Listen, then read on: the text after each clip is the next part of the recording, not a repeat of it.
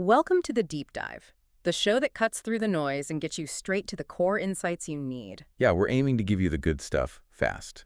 And today, we're plunging into a topic that honestly underpins virtually every wildly successful business: money models. Right. This isn't just about making sales, it's about making sales profitably and, crucially, scaling infinitely. Exactly. We've basically distilled some incredibly powerful lessons from Alex Hormozi's $100 million money models training. Okay? And this is an abstract theory, it's more like a blueprint for transforming advertising from like a cost center into a profit engine. A profit engine, I like that. Yeah, and then using your existing customers to actually self-fund monumental growth. Wow. Okay, so our mission for you today is pretty clear. Unpack these models, really grasp their inner workings, and equip you with the surprising facts and, most importantly, the actionable takeaways, so you can rethink your own business's growth path. Let's do it. So let's dive deep into this. Okay, so to really get the power of these money models, we probably need a little context first. Definitely. Hormozi sets this up within his trilogy of books. Right, the $100 million series. Exactly. $100 million offers, that's about how to monetize, how to make something people want to buy. Okay. Then $100 million leads, which is all about getting people to sell to, attracting potential customers. It makes sense. And then the third one, $100 million money models, which is our focus today. It's how to advertise profitably and actually make profit consistently. Got it. And he shares a story, doesn't he, about how he came to this? Yeah, a really personal aha moment. He had this gym business, and it was doing incredibly well. Like, he calls it a money torrential hurricane. Uh-huh. Okay, vivid. But then, boom, Facebook ad costs just skyrocketed. Oh, wow. And that hurricane pretty much dried up overnight, turned into a Sahara desert, as he puts it. He needed cash, like, immediately. Right, a crisis moment. Absolutely. And what's super insightful is how that crisis led to a core discovery. He started selling supplements up front in his gym. Just adding a product? Well, yeah, but the key was when he sold it. He made his cost to acquire a customer back immediately with that first supplement sale. Okay. So the timing was crucial. Totally. It flipped his whole business model. Instead of spending money hoping to get a customer. He was getting paid to get a customer. Exactly. Getting paid. And that highlights the central problem these money models solve. Most advertising, for most businesses, isn't actually profitable upfront. Right. You hope to make it back later. You hope, yeah. People lose money getting customers. So the solution he landed on is what he calls client finance acquisition, CFA, or customer finance acquisition. CFA, yeah. Basically, structuring your offers so the customer's first payment covers your cost to get them. You make money faster. Hashtag tag 2, the 3 pillars of profitable acquisition. Okay, so faster money, getting paid to acquire customers. If you're listening, how does this actually translate into your business? Hormozi breaks it down, right? Yeah. Into 3 critical metrics. Yeah, 3 pillars, and they build on each other. The first one, the foundation really, is understanding your CAC, cost to acquire a customer. CAC, okay. And critically, it's not just your ad spend. People often miss this. Right, not just the Google ads or Facebook ads. It's all the costs. Payroll for your sales or outreach teams, your content creators, maybe even the software you're using, everything that gets that new customer in. Okay, that makes sense. It's the total investment. So how do you lower it? That seems like the obvious goal. Right. And Hormozi focuses on 2 really powerful levers here. First, the power of free. Free stuff. Yeah, giving something genuinely valuable away for free. It just consistently attracts more leads and usually at a lower cost per lead. But doesn't free just attract, broke people who won't buy? That's the common myth he tackles head on. He basically says rich people also like free stuff. It's universal. Ah, fair point. His strategy is create flow, then monetize, then add friction. Get lots of people in easily, then figure out who's serious, then ask for money once they see the value. Okay, flow first. What's the second lever? Strategic discounts, which kind of exist on a spectrum with free. Right. For certain services, like maybe a dentist or a lawyer, a big discount on the first visit isn't just about the lower price. It's often about getting a credit card on file. Okay. Why is that so important? It drastically increases the chance they actually show up for the appointment. And crucially, it makes future upsells way easier. Frictionless payment. Got it. So how should you present these discounts? It doesn't matter if it's a percentage or a dollar amount. It can, yeah. You can do percentage off, absolute amount off, or those buy X, get Y free deals. The main thing, he says, is to keep testing and keep it fresh so your ads don't get ignored. Create novelty. Okay, so lowering CAC is pillar one, but you hear a lot about businesses obsessing over that, maybe too much. Yeah, and Hormozi argues that while CAC is important, the real differentiator, like the gap between the survivors and the absolute whales in any industry, The whales, okay. is how much money you make per customer over their entire lifetime with you. Specifically, lifetime gross profit, LTGP. LTGP, so But- gross profit, not just revenue. Critically, yes. Yeah. Revenue minus the direct costs of delivering what you sold, what you actually keep from that customer relationship. Okay. Why is that more important than CAC ultimately? Yeah, think about it. Your CAC, you can only lower it so much, right? Theoretically down to zero, but that's hard. Sure. But the potential value you get from a customer, their LTGP, that can go up almost infinitely. There's no theoretical ceiling. Ah, interesting point. He has an analogy for this, doesn't he? Something about a burger. Yeah, it's pretty vivid. He compares like a Wall Street exec buying a $50,000 burger. $50,000 for a burger. Yeah, exactly. Compared to you or me buying maybe a $13 burger, the prices are worlds apart. But his point is, relative to their income, the consequential cost, the actual impact on their finances might be kind of similar. It illustrates that you can charge way more, deliver way more value than you probably think. Value can scale infinitely. Costs can only go down to zero. Okay, I get it. So how do you actually increase LTGP? What's the practical way? He keeps it really simple. A framework. More, better, new. More, better, new. Okay. Sell more of what they already bought, more quantity, longer duration. Sell a better, more premium version. Or sell them something entirely new that complements what they have. Simple but powerful. All right, so we have CAC, we have LTGP. What's the third pillar? The third one ties them together. The payback period. Payback period. Okay, define that. Super simple. How long does it take for the gross profit you earn from a customer to actually exceed your initial cost to acquire them? Ah, okay, so how quickly you get back into the black on that specific customer. Exactly. And the shorter this period is, the faster you have cash back in your hands. Which means you can reinvest it faster in more advertising? Right. Precisely. Shorter payback period equals easier scaling. You're less constrained by cash flow. You're operating with less financial risk day to day. So the goal is to shorten that payback period. How do you do that? Well, it comes back to making money faster. Hormozi advises selling at the point of greatest deprivation. Greatest deprivation, what does that mean? It means timing your offers for when the customer feels the pain or the need most acutely.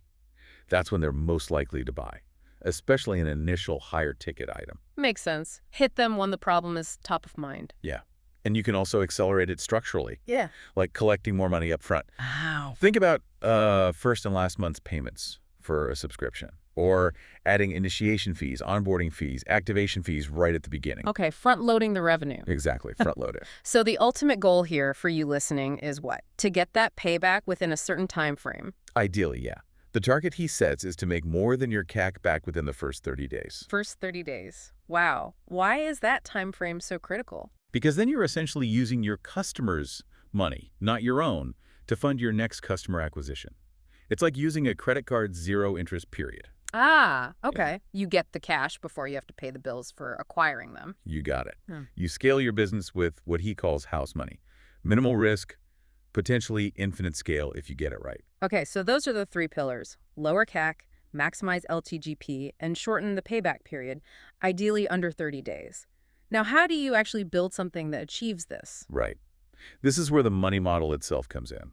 At its core, he defines it as a series of offers structured to minimize CAC and maximize gross profit collected in the first 30 days. A series of offers. Okay. Yeah, it's not just one offer. He uses rental park companies as a great example. They're masters at this. How so? Think about all those little upsells at the counter. The upgraded insurance, the GPS, the satellite radio. Yeah, they always try to add stuff on. Right. And a lot of that, like the insurance, might even be covered by your credit card already. Yeah. But they present it so smoothly, it feels almost necessary. A lot of that is pure profit for them, collected right up front. That's a good point. Implied sales. Exactly. So Hormozi boils down the types of offers you can use into four main categories, and how you combine these builds your specific money model. Okay. He talks about his gym launch system, how they used a specific combination to outspend competitors like 25-1 and still be wildly profitable, because they fixed the acquisition model first. 25 to 1. Wow. Okay, so if the pillars are the blueprint, these offer types are the building blocks. Let's get into them. How do you start? How do you attract people? Hashtag tag day. Attraction offers, turning strangers into customers. Yeah. So attraction offers, these are the ones designed to get people in the door, right? Turn strangers into actual customers, hopefully profitably. Exactly. Your front end stuff. Let's run through some key types. Okay. First, there's the win your money back offer. Win your money back. How does that work? You set a clear goal for the customer, like lose 20 pounds in 8 weeks. If they hit the goal, they get their initial payment back. Could be cash, could be credit towards future services. Okay, I see. What's the benefit for the business? 2 big things. 1, you get high cash flow up front because people pay the full amount. 2, it strongly incentivizes the customer to actually get results, which builds testimonials and goodwill. But what if everyone achieves it? Well, that's where Hormozi added a twist. He actually used an unconditional money-back guarantee for legal reasons and just good business. He basically said, look, if you ask for your money back, you'll get it, even if they didn't hit the goal. Builds massive trust. Interesting. Okay, what else for attraction? Free giveaways. This is pretty common, but can be powerful. Offer a big, sexy grand prize like maybe a dentist offers free invisible braces. Okay, gets tension. Right. Attracts a ton of leads. Then, for everyone who doesn't win, you hit them with a really good promotional offer, a significant discount on a related service, so you still capture value from the leads. And you get their contact info. Clever.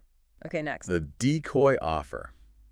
This one's a bit psychological. Ooh, okay. You advertise a sort of lesser, smaller, simpler version of your main thing. That's the decoy. When a lead comes in for that, you then present your premium offer, which looks way better by comparison. Can you give an example? Sure. Like advertise a free 21-day gym transformation that's maybe just one basic workout a week. When they show up, you contrast that with your full, unlimited, personalized program with guarantees. The main offer suddenly looks like a no-brainer. Makes the main offer seem much more valuable. Got it. Then there's buy X, get Y free. Simple concept, but powerful framing. Like buy one, get one free. Yeah, or buy one, get 2 free. He tells a story about a boot store doing buy 1 pair, get 2 free. The key isn't just the offer, it's reframing the price. How so? Instead of selling 3 shirts for $10 each, you sell 1 shirt for $30 and they get 2 free. The economics for you are identical, but the perceived value for the customer shoots way up. Free stuff feels different. Right, power of free. Okay, what else? Pay less now or pay more later. This gives the customer a choice. Okay. You offer a lower discounted price if they commit and pay now, or they can choose to pay a higher full price later. The pay later option, often free to start, attracts way more leads. And I bet it gets the credit card on file again. Exactly. Mhm. Secures the card, allows seamless billing later if they don't cancel, reduces friction significantly. Smart. Is there one more attraction offer? Yeah, a bonus one he calls free with consumption. Free with consumption. This is about giving away a really valuable selling tool. Maybe a physical book, a detailed guide, a training video, something that genuinely helps people and maybe breaks some common myths or beliefs they have. Okay, providing real value up front. Right. And within that free content, you embed calls to action that naturally lead prospects to your paid offer. It reverse engineers trust because you've already delivered value before asking for money. I like that. Reverse engineer trust. Okay, so those are some ways to bring people in. That's just the start though, right? Absolutely. Getting them in is step 1. Now you need to maximize their value. Hashtag B, upsell offers. Getting customers to spend more. Okay, so upsells. This is where you increase that lifetime gross profit, the LTGP we talked about. Precisely. Once they've made that first commitment, you strategically offer more. What's the first type? The classic upsell. He calls it the can't have X without Y upsell. Can't have X without Y, like what? It's offering something complementary that feels almost required or just makes total sense with the main purchase. Yeah. His example. You buy an expensive fur coat, they immediately offer storage and conditioning services for it. Ah, okay. It just fits perfectly. Yeah, and these are often super frictionless. Because it simplifies the customer's life, they often have really high close rates, like 80% plus. Wow. Okay, what's next? The menu upsell. This one's more sophisticated, multi-step process. A menu, okay. First step, surprisingly, is to unsell them on things they don't need. Unsells, why would you do that? Builds massive trust and goodwill instantly. Shows you're not just trying to load them up. Then you prescribe exactly what they do need based on their goals. Okay, like a doctor. Kind of. Then the crucial step. Offer an A or B choice. Not do you want this, but do you want vanilla or chocolate protein? It's an assumed close. Directs the decision. Exactly.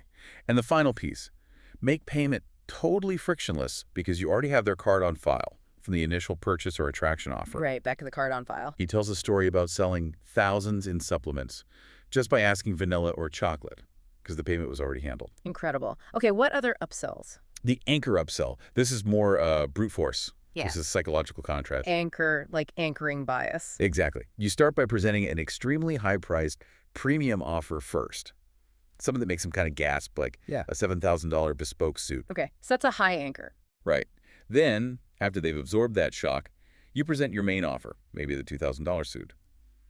By comparison, it suddenly feels incredibly reasonable, maybe even like a steal. Clever. Makes the real offer seem cheap. Yeah. And the last big one is the rollover upsell. This one's really versatile. Rollover, what does that mean? It means you credit some, or maybe even all, of a customer's previous purchase towards a new, usually bigger or more expensive offer. Oh, interesting. How would you use that? So many ways. Re-engaging old customers, saving an unhappy customer instead of a refund, offered to roll their payment into a redone service, or upselling current customers to higher tiers. Like an upgrade path. Exactly. Yeah. Hormozi used it with his win your money back clients. When the challenge ended, he'd offer to roll their initial fee over as a credit towards a full, longer-term membership. Made the transition smooth. That's really smart. Okay, so these aren't just random tactics. No, not at all. They're designed to work together, systematically increasing that customer value, that LTGP, #CC. Downsell offers what to offer when they say no. All right, so you've made your pitch, maybe tried an upsell, but sometimes people just say no. Is that the end of the conversation? Absolutely not. A no isn't always a no forever. It's often just no to that offer right now. Downsells are crucial for capturing value when the initial offer doesn't land. Okay, so it's about finding what they will say yes to. Exactly. And still profiting. The first type is the payment plan downsell. So just offer payments. Yeah, but the key insight is you don't necessarily drop the price. You change the terms. People often can't afford something today, but they could afford it spread out. Right, addresses the cash flow objection. Exactly. So you offer installments. Or you can reframe using their own credit card as a payment plan they control. Or even offer third-party financing. Or like old school layaway, they pay it off before they get it. Multiple ways to make the payment feasible. Okay, what else? The free trial with penalty. Okay, free trials are common. What's the penalty part? This lets them try it free, but with conditions. If they don't meet certain terms, like using it actively or canceling correctly, a penalty fee kicks in. Add some skin in the game. Right. And crucially, Hormozi stresses getting the credit card on file before explaining the penalty, often just framing it as completing their account profile. Sneaky, but effective. Secures commitment. Secures commitment, yeah. And gives you a chance to prove value and upsell them later. Okay. What if they say no because the offer itself is too much? Too many features, maybe. That's the feature downsell. This is where you genuinely do lower the price, but you do it by changing what they get. How so? Less quantity, lower quality components, removing optional add-ons, like maybe taking away a money-back guarantee for a slightly lower price point. Okay, adjusting the value prop. Exactly. And he even suggests proactively feature downselling existing customers sometimes. Downselling current customers. Why? If you see a customer isn't using all the features they're paying for, you reach out, offer to move them to a lower tier that matches their usage, and lower their price. That sounds counterintuitive for revenue. Short term, maybe. But he argues it massively boosts goodwill and retention. They feel cared for, not ripped off. Surprisingly effective.